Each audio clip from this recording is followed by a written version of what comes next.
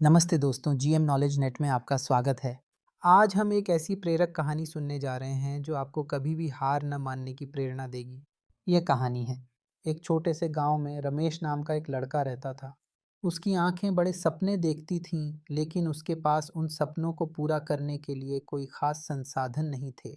गांव के ज्यादातर लोग खेतीबाड़ी करते थे और रमेश का परिवार भी उसी में लगा हुआ था। रमेश का मन पढ़ाई में लगता था। वह नई नई चीजें सीखना चाहता था और गांव से बाहर की दुनिया देखना चाहता था।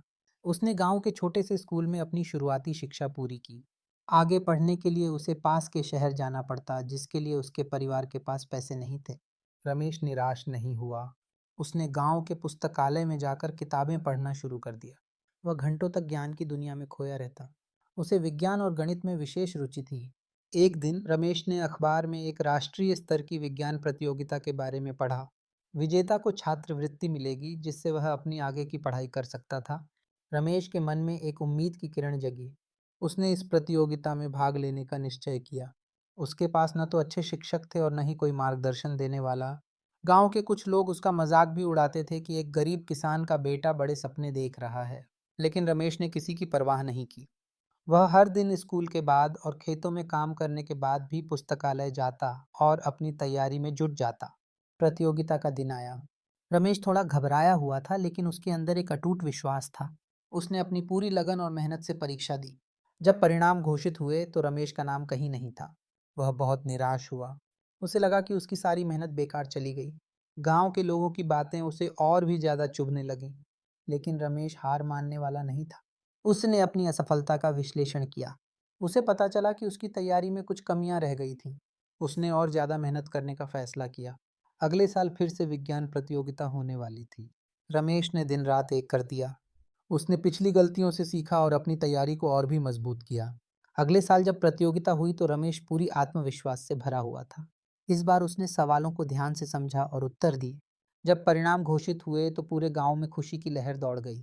रमेश ने राष्ट्रीय स्तर पर पहला स्थान प्राप्त किया था। उसे छात्रवृत्ति मिली और उसने शहर के सबसे अच्छे कॉलेज में दाखिला लिया। उसने अपनी पढ़ाई पूरी की और एक सफल वैज्ञानिक बना। आज रमेश न केवल अपने परिवार का बल्कि पूरे गांव का गौरव है। इस कहानी से हमें यह सीख मिलती है कि जीवन में असफलताएं ज़रूर आती हैं, लेकिन हमें कभी भी हार नहीं माननी चाहिए। हर असफलता हमें कुछ सिखाती है और हमें और भी मजबूत बनाती है। यदि रमेश पहली असफलता के बाद निराश होकर बैठ जाता तो वह कभी भी अपने सपनों को पूरा नहीं कर पाता। सफलता की राह आसान नहीं होती। इसमें कई मुश्किलें और चुनौतियां आती हैं। कई बार ऐसा लगता है कि सब कुछ खत्म हो गया है और आगे कोई रास्ता नहीं है। लेकिन ऐसे समय में हमें अपने लक्ष्य को याद रखना चाहिए और अपनी मेहनत पर विश्वास रखना चाहिए। जैसे एक बीज को अंकुरित होने के लिए मिट्टी, पानी और धूप की ज़रूरत होती है, उसी तरह सफलता पाने के लिए हमें दृढ़ संकल्प, कड़ी मेहनत और कभी ना हार मानने वाले हौसले की ज़रूरत होती है। याद रखें, हर अंधेरी रात के बाद सुबह ज़रूर होती है। हर मुश्किल के बाद आसानी आती है। बस हमें चलते रहना है, प्रयास करते रहना है और कभी भी उम्मीद का दामन नहीं छोड़ना है। सफलता निश्चित रूप से हमारे कदम चूमेगी। इसीलिए अपने सपनों को कभी मरने न दें।